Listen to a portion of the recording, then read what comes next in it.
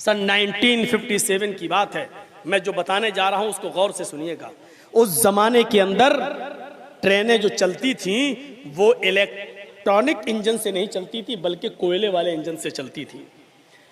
और छोटी लाइन थी गोरखपुर से गोंडा, 200 किलोमीटर छोटी लाइन गोरखपुर से जब चलती थी तो नौगढ़, बढ़नी, बलरामपुर, तुलसीपुर होते हुए वो गोंडा आती थी। और उस वक्त उस ट्रेन के ड्राइवर थे मोहम्मद कासिम। 20 साल से वो ट्रेन की ड्राइवरी कर रहे थे। गोरखपुर से उन्होंने ट्रेन स्टार्ट की। बढ़नी को क्रॉस करने के बाद, तुलसीपुर, बलरामपुर को क्रॉस करने के बाद उनकी गाड़ी जब गोंडा की तरफ आगे बढ़ती है और राप्ती नदी के ऊपर से गुजरती हुई पुल को क्रॉस करके जब आगे बढ़ी तो उन्होंने क्या देखा? 50 मीटर की दूरी पर एक लड़की खड़ी है और वो ट्रेन के सामने आकर रुक जाती है, बल्कि लेट जाती है और वो इस ट्रेन से कटना चाह रही है। उसने अपना जिस्म, अपना शरीर ट्रेन की पटरी पर रख दिया। अब आप चाहे जितने ब्रेक लगाएं, लेकिन 50 ट्रेन के ब्रेक फौरन नहीं लगते हैं। ये साइकिल और बाइक की तरह नहीं कि यहां लगाओ और गाड़ी रुक जाए।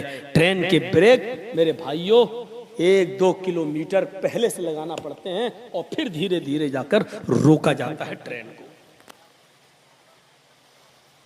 मोहम्मद कासिम ने जब उस लड़की को देखा, ज्यादा दूर नहीं है और वो लेट गई है, 17-18 साल की वो खूबसूरत लड़की पता नहीं क्यों मरना चाहती है, लेकिन मोहम्मद कासिम ने ब्रेक लगाए, लड़की को बचाने की पूरी कोशिश की और हैवी ब्रेक लगाए। गाड़ी रोकने में वो कामयाब हुए। ब्रेक इतने हैवी थे कि ट्रेन का हर डब्बा हिल गया। पैसेंजर्स जो ट्रेन में बैठे थे उनको झटका लगा, लेकिन एक लड़की को बचाने के लिए उन्होंने ये रिस्क मोल लिया और गाड़ी को रोक लिया।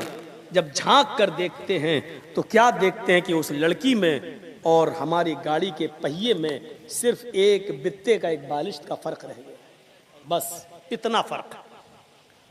अगर इतनी और पहिया अगर आगे बढ़ जाता तो लड़की पर चढ़ जाता।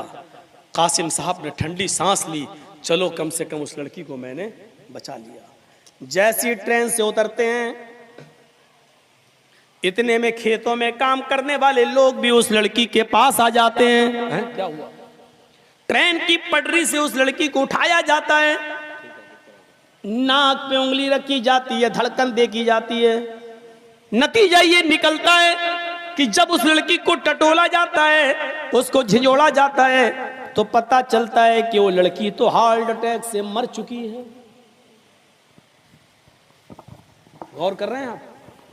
ट्रेन का पहिया आने से पहले ही उस लड़की का हार्ट अटैक हो गया, लड़की मर चुकी है।